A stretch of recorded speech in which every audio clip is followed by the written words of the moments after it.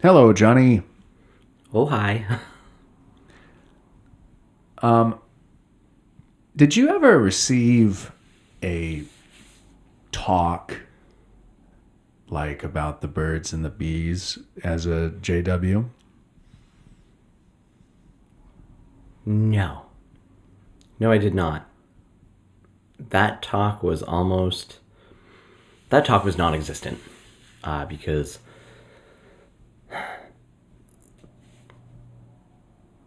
the organization itself teaches kids all the time about not having relations before marriage and how it's wrong, and you have to wait till you're married. So they're strictly a marriage and then procreation type of people. Yeah. They just they go strictly by what the Bible says, that you should be married before having intercourse. How old do you remember being the first time you even heard anything about that? It's probably 12 as soon as I entered. After being baptized? No, no. I mean, they give public talks about that. They'll generalize it, and it's a normal teaching to them. They'll go about it and teach you at a public meeting without you realizing that it's for they generalize the whole thing. That is a rule that makes you a sinner if you have sex before you're married. That kind of teaching is just drilled into you. Before that, no. The only thing before I was Jehovah's Witness is I got I was privileged enough to take sex ed, and that part I'm very thankful for because my father didn't want me to take it, but my mother did.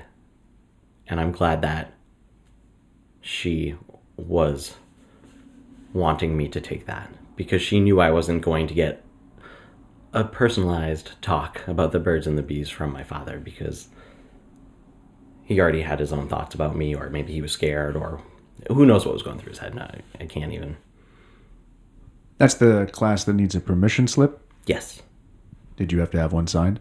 Yes. That's why I know that he didn't want me to take it, because he's not taking that crap. That's not okay. You shouldn't be.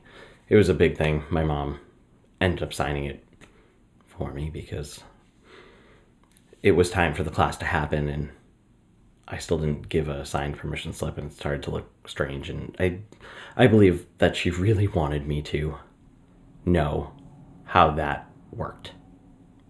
And you weren't a Jehovah's Witness yet. No, I was, yeah.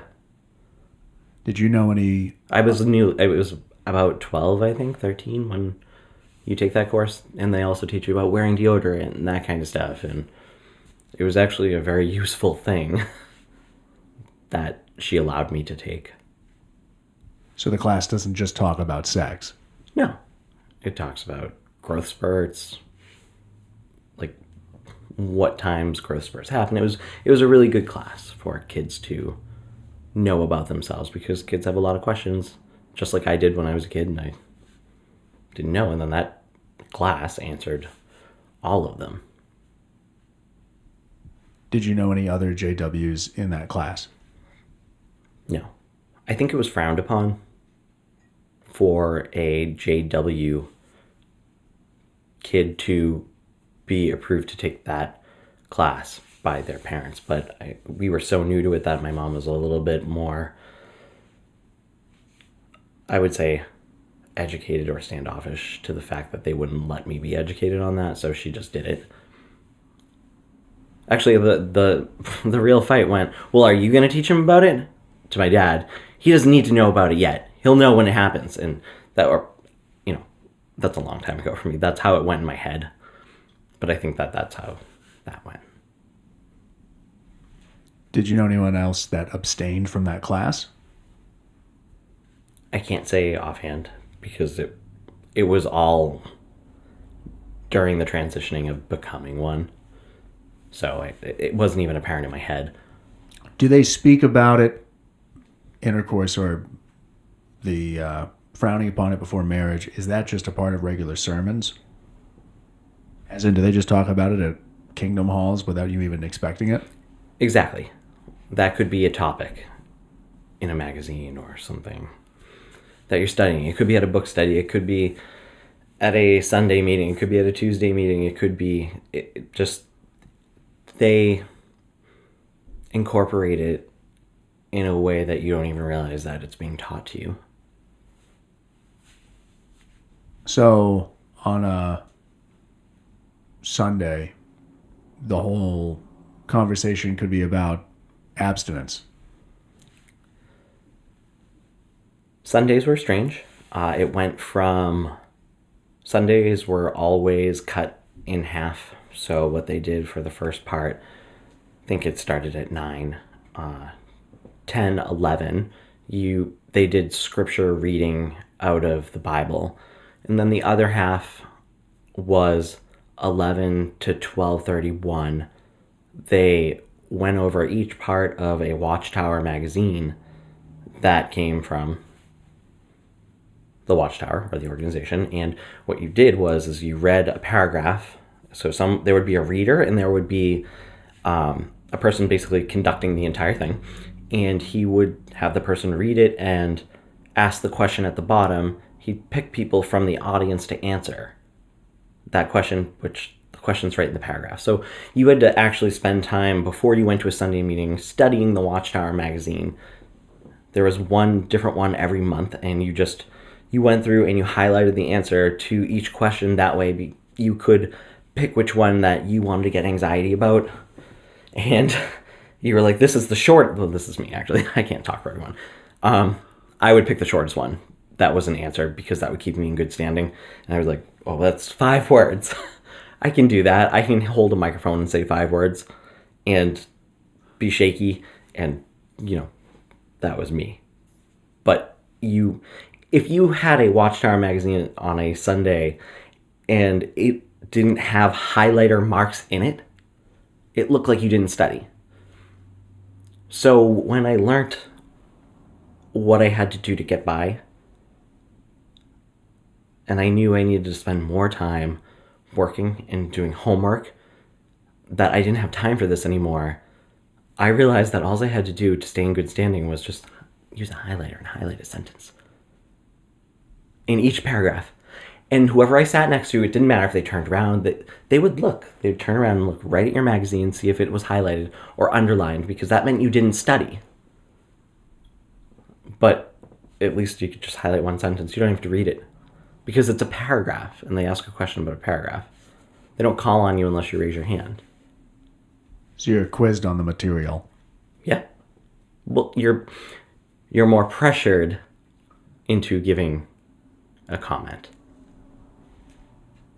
Do you recall ever overhearing other JWs conversing about sexual topics at Kingdom Halls or anywhere, but they're holding some kind of a meeting? Only in private. It was never at a Kingdom Hall.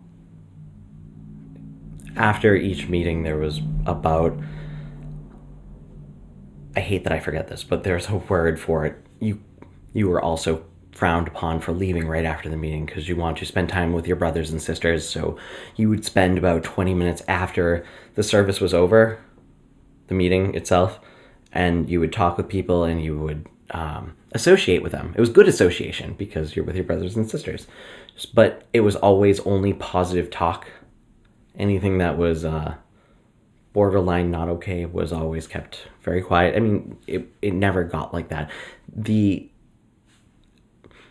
aftermath after a meeting of everyone being fake and talking to each other about absolutely nothing was the same thing that happens after a funeral or a wake when they give that talk that sucks people in.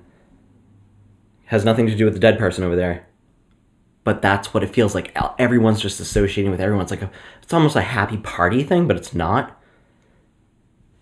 So they don't even talk about politics or what's on TV? Well, I mean, they don't have a political view because God is the only one that judges, right? So if this is God's word, it goes worldwide. That's why they don't salute the flag, because they think that it's not up to the people that are ruling our country to decide what they do and do not do. So JWs aren't Democrats, Independents, or Nothing. You cannot Republicans. vote. You're not a voter. You don't vote as You a do JW. not vote. You are Switzerland, for lack of a better term.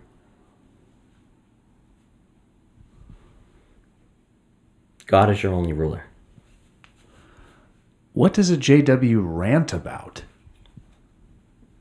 I mean, say a Christmas party or just some barbecue get The together. conversation, there's never any rants. No one just Everything's fake. So you never have that one guy who That's me just right has now. to start talking about literally me. something No. and gets everybody's attention because of it. Well, then he'll probably get kicked out of a barbecue, or depends what he's ranting about. Maybe it's nothing. So you really keep your head down. You keep your head up, but you smile. So there's full sermons about the topic of sex? I wouldn't say, they don't call them sermons, they call them talks. But I guess sermon could be a word that they use.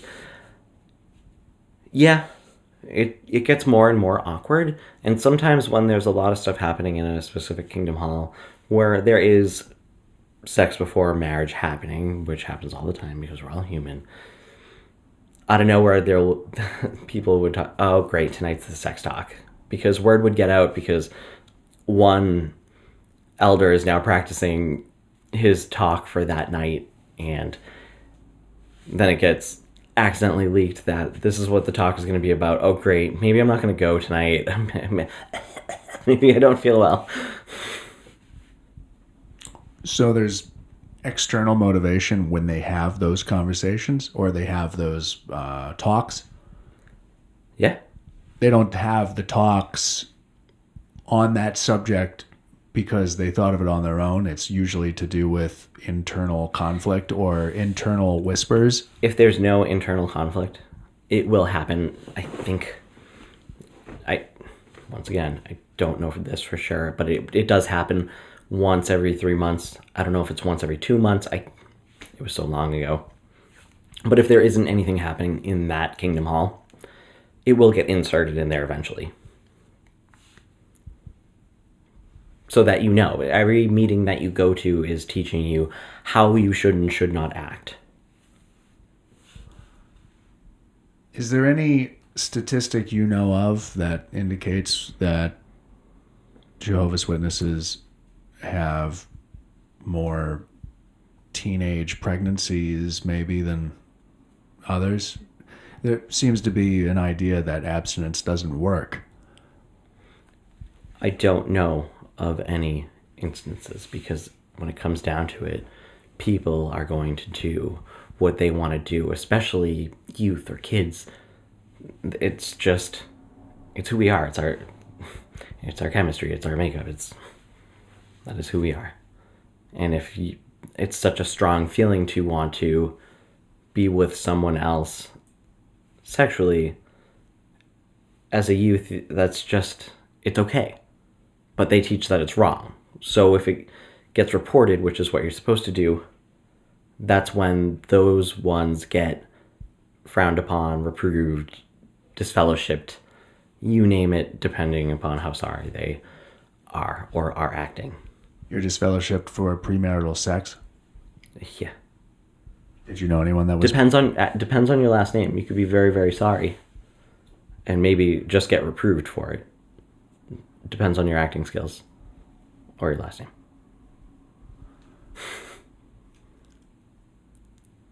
How do Jehovah's Witnesses teach about alternative sexual identities and lifestyles?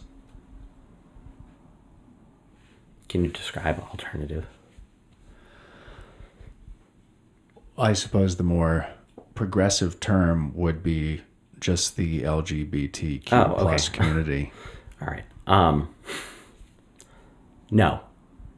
They don't talk about it? No, they do talk about it. It's just a hard no. That's not a thing. That is a mental illness. It's okay because we are all... No, this is not coming from me. This is what they teach. Is that we are all made imperfect. We're all made in God's view, but we're all imperfect. But one of my imperfections could be that I'm gay. Or I'm trans. Or something like that. And that's just something that maybe you deal with inside of your head, which is usually the best thing that you can do if you're involved with that group, is to be tortured in your head, because it's better to know it for yourself and not say it out loud than for everyone else to know that about you. Because as long as you don't act upon your...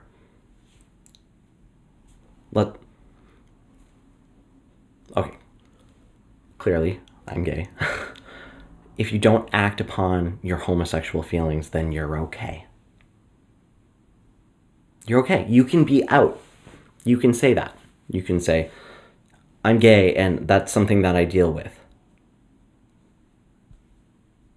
As long as you don't act upon your feelings, as long as you don't do anything gay. It's like, I would always be told, and by the way, I never told anyone that was one, because I was petrified at how quick they got judged, because I watched one myself, a Jehovah's Witness that went about it what they said was the right way. I would be told, Johnny, you shouldn't wear that thumb ring. And I'm like, 12. I don't even know that I'm gay yet. 11, 12. I'm like, why? And the elder was like, yeah, because only gay guys wear thumb rings. And I'm like, oh, crap, I like that thumb ring. But it's better to just... If that's something you're dealing with, that's on you. You're the one sinning. It's better to just not tell anybody. Is that healthy? I don't know. Check the suicide rate. Where do they think that impulse comes from? Mental illness. They're imperfect. It's an imperfection. So they go with mental illness before they say something like Satan? They go with mental illness if you're not acting upon your feelings. They go with Satan if you're acting upon your feelings. Then Why? you're siding with Satan. He's luring you in. He's making you want to do these ungodly things with these other guys. In my case, or, for the whole subject. Why would Jehovah's Witnesses acknowledge mental illness over other medical studying?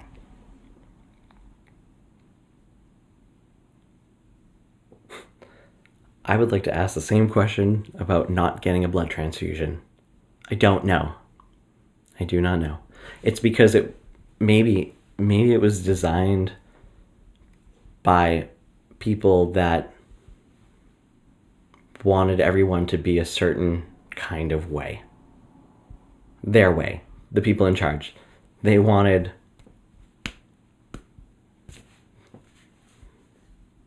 them to be a square peg that fit into a square peg hole. Do Jehovah's Witnesses encourage therapy? No, actually. So you can't go to a psychiatrist? You can, but it's best sought out if you talk to the elders or you talk to a ministerial servant if you have a problem like that. But once again, that's them getting any kind of information about you. It doesn't just stay with them. You're not in confession where the priest doesn't even see who you are. You're talking one-on-one with another person who you feel is safe. What would happen if you went to an elder about being gay? They would say, do you feel bad about what you did? What if you haven't done anything? It's impure thoughts, is what the elder would say. I said that's impure thoughts. It's impure thinking. And it's just one of Satan's ways of trying to manipulate you to worship him or to not worship God, I should say. Is Satan in the Jehovah's Witness faith the same Satan that's in the Catholic, Baptist, Methodist, etc. Christian faith?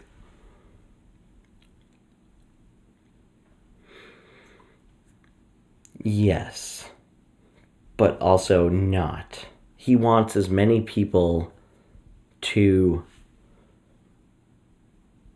do crazy things because he wants chaos. The only difference is that they don't believe in hell.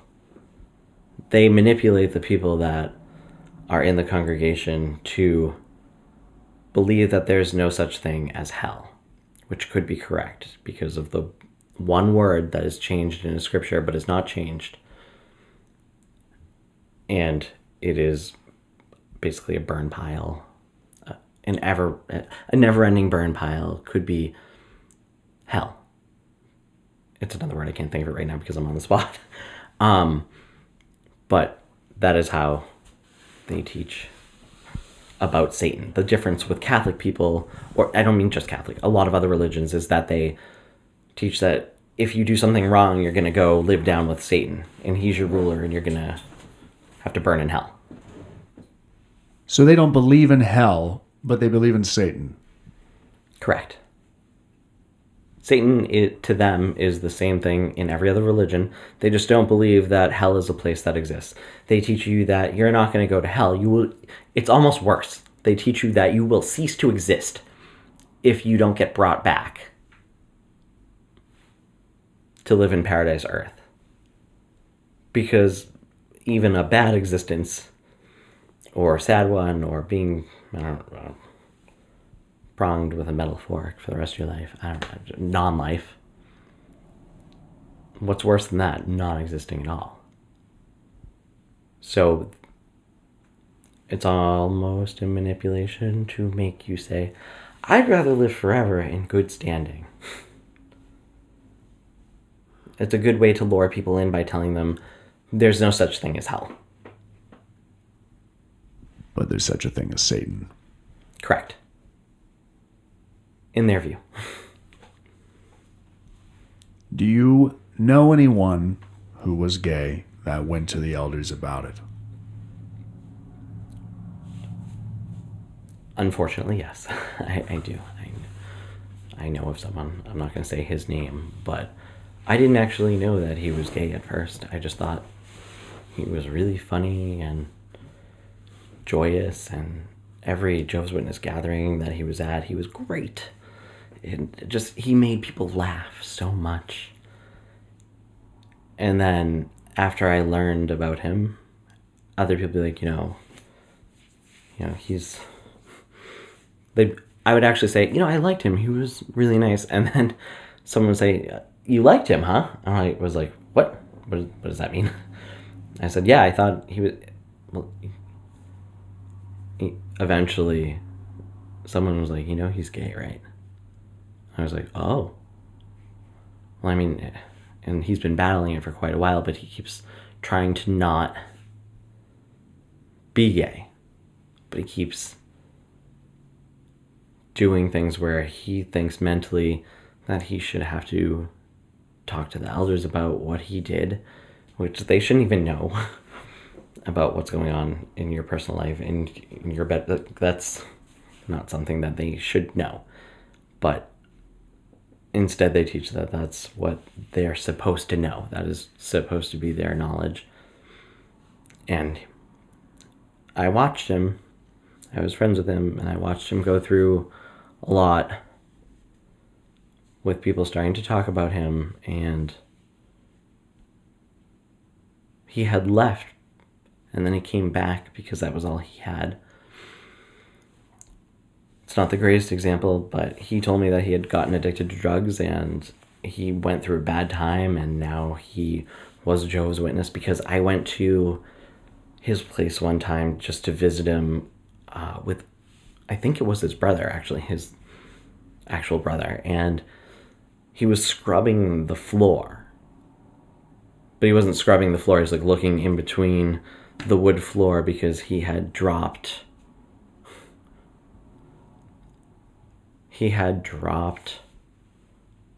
one of his teeth. So it was he had these, I don't know, denture type things that kind of clipped in with a metal bracket, and one of them had broken off, and he was like really upset, and he was searching long and far on this ground. I'm like, what are you doing? Do you need help? And he was like, no, this is what happens when you do a ton of drugs. And I was like, oh, this is a different. And then he was like, I'm sorry. He's like, I'll find. He's just like, give me a minute. I'm like, oh, okay.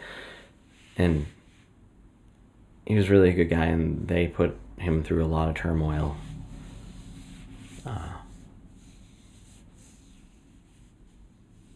He ended up committing suicide. No one heard from him for about 3 days, I think. So one of my roommates ended up going over there and banging on the door, and there was music playing, just loud, same music, and he had committed suicide. I won't get into the whole thing, but the saddest part about, aside from the fact that he's not here anymore, is that an organization did that to him.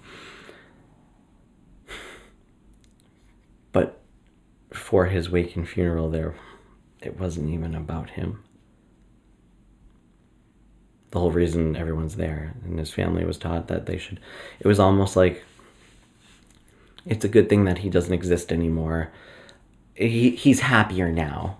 He's in a better place, because when he gets brought back after Armageddon, he knows that he did the right thing. He will be brought back. So it desensitized everyone from his existence. And I'm sorry. That was a sad story. I don't even know why I went on that. I'm sorry. It's okay. So ultimately, no one really learned anything from that person's life. I did. I was battling the same thing, and I didn't tell anyone, which was, thank goodness I didn't tell anyone, because that could have been me. And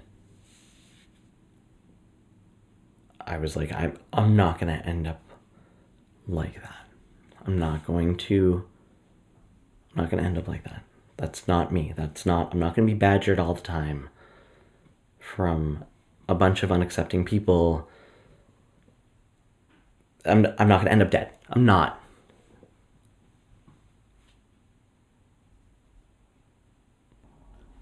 So you saw what happened to him, and that stopped you from following the least bit in that person's footsteps.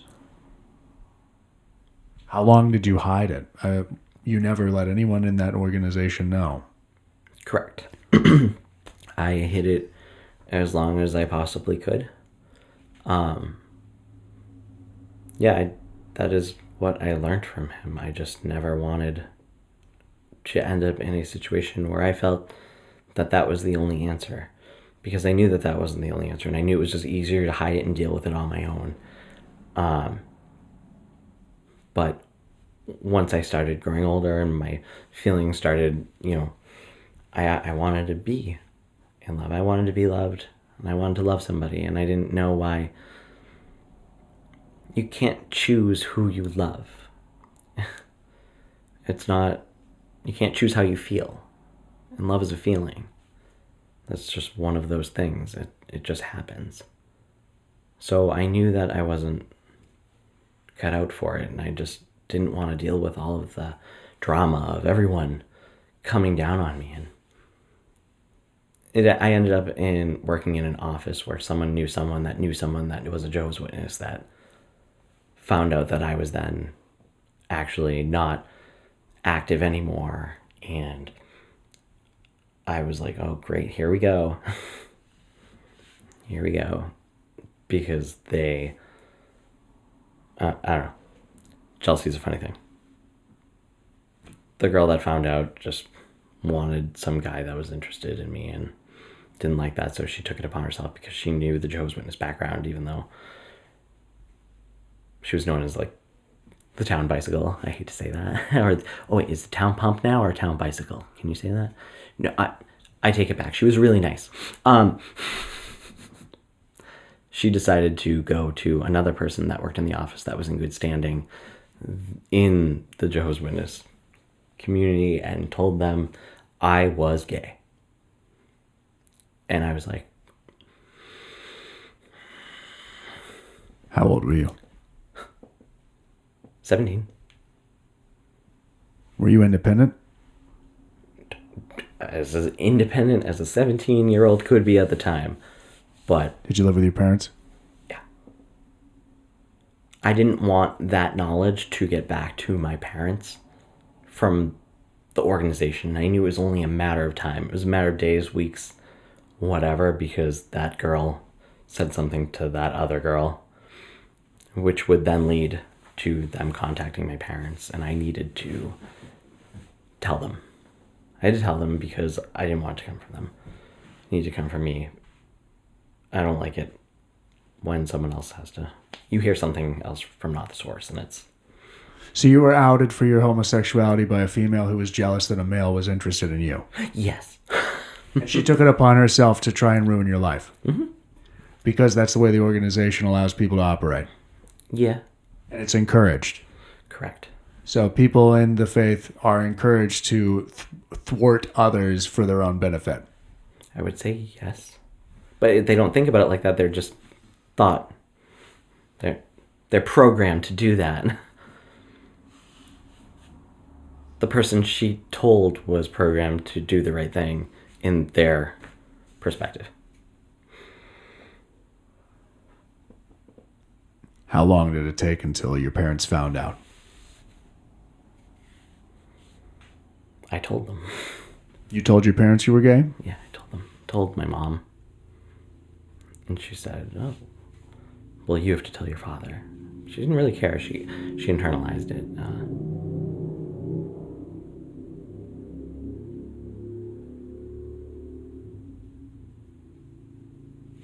She internalized it, and then she said to me that I have to tell my father. She's like, you need to tell your father. Because I'm not. And I'm like, I don't even want to tell him. I have no want to tell him. I just switched schools. I just moved. I don't need this. I don't need him coming down on me for something else that doesn't need to be a thing, which I know was a big fear of his the entire time I've been alive. And then I didn't say that. I said, okay, whatever. I'll tell him. Maybe. And she told him. And yeah, that was it. So I didn't live at home anymore. Long story short. Didn't live at home anymore. Do you think God favors those who would harm others for their own benefit?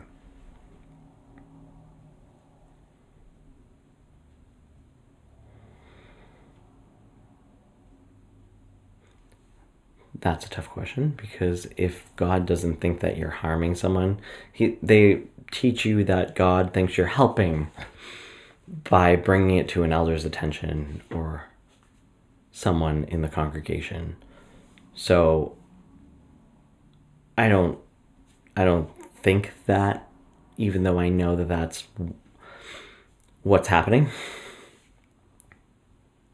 But for someone that is brainwashed into thinking that they're doing the right thing, they're going to do what they think, because of what they've been taught, is the right thing.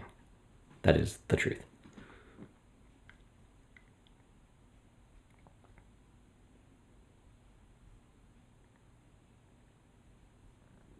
We're going to stop there. Because I'm angry. And I can't ask you reasonable questions anymore.